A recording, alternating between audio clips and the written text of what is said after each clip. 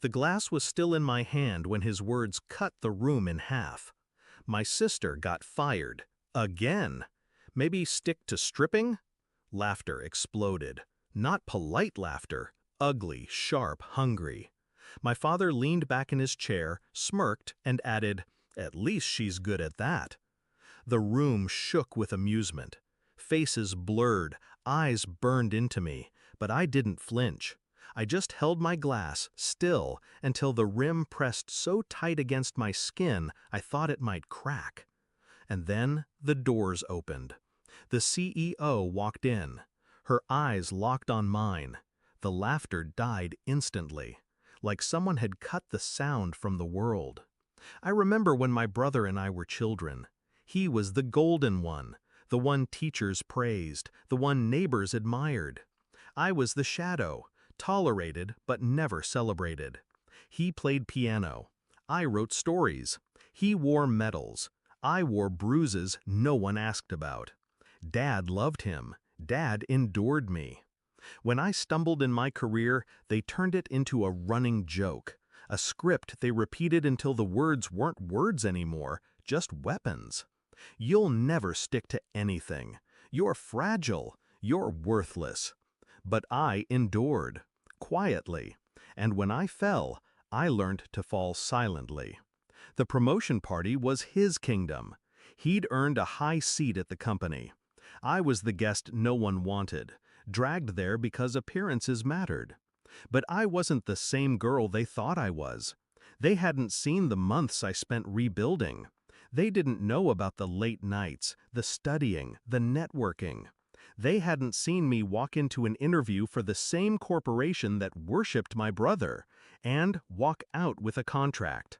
Not as an employee, as a consultant, directly hired by the CEO.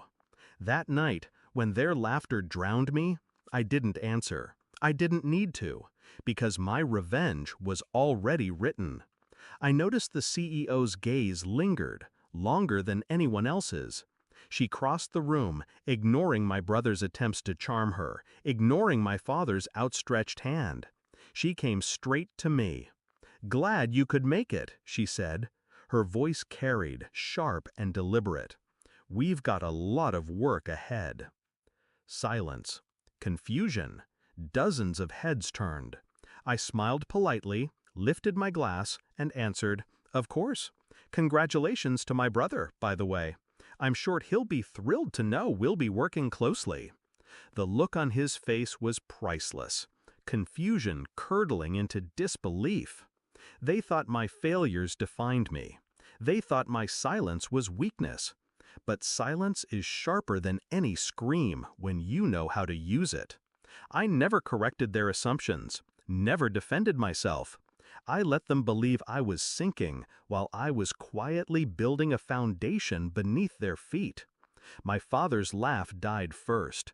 He leaned forward, eyes darting between the CEO and me, like he'd missed the punchline. My brother tried to recover, tried to make a joke. "Wait, what? You two? You know each other?" The CEO cut him off. "Know each other? She's one of the best strategists I've seen in years. Without her, half of what you're celebrating tonight wouldn't exist." Every word landed like a hammer. Every second stretched like a blade. The guests shifted uncomfortably. My brother's grin collapsed into something small, brittle. 3 weeks before that night, I'd signed the papers. My position gave me direct influence on operations, on his projects, on his future. I didn't flaunt it. I didn't announce it. I waited. I waited for the right stage, the right crowd, the right moment for truth to slice through their arrogance like glass. The toast that humiliated me became his undoing. The CEO, unimpressed by arrogance and entitlement, watched the scene unfold. She saw not just his cruelty, but his carelessness. And she saw me, calm, composed, unwilling to be rattled. That was the moment his throne cracked. Not because I shouted, not because I fought, but because I didn't need to. The truth revealed itself. After the party, he cornered me. What the hell was that? His voice shook with rage. I looked him in the eye, steady. That was me. Finally standing where I belong. No raised voice, no revenge screamed into his face. Just the cold reality. I had risen without his permission, without Dad's validation, without their approval.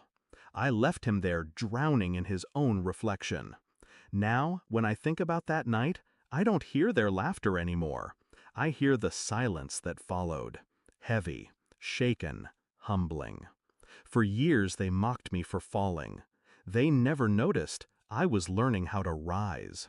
And that's the sweetest part of revenge. It's not about destroying them. It's about letting them destroy themselves. When they realize the person they underestimated was the only one they should have feared.